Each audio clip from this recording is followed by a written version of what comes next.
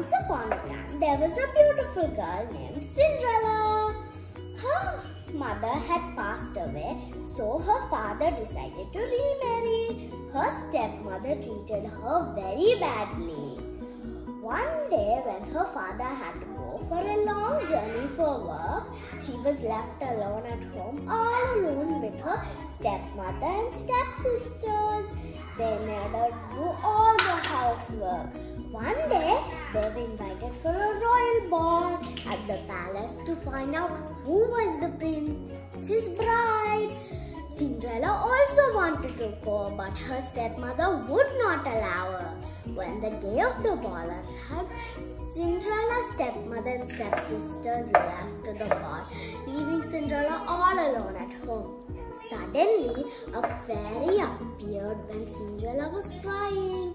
The fairy asked Cinderella, "My dear, why are you crying?" Cinderella said, "I too want to go to the ball."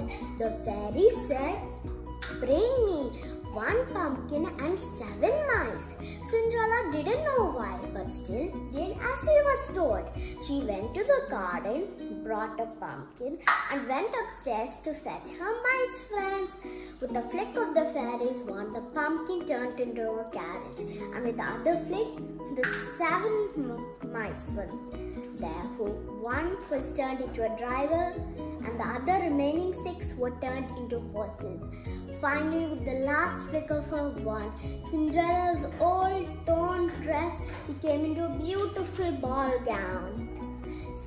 Cinderella thanked the fairy godmother and was about to hop into the carriage when the fairy mother reminded her, "You must return home before 12 o'clock because at 12 o'clock all the magic will wear off."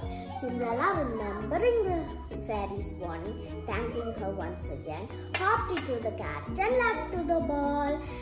The ball, none of her stepsisters or stepmother who were there could not recognize her. The prince, who was mesmerized by her beauty, came and asked her to dance. Cinderella began to dance with the prince. Suddenly, she remembered the fairy's warning and left. The prince kept calling her, but she had no time to answer. While she was running, one of her glass slipper fell off, but there was no time to pick it up. But before she could reach back home, everything turned back into normal and she was in her normal dress. She was really sad. She couldn't tell the prince anything about her. Then the prince's messenger who found this decided to make every girl in the kingdom try this on, and whoever fitted it was the princess. The prince danced with it that night. When they at last came to Cinderella's house, Cinderella's stepsisters tried it on, but it fitted neither of them.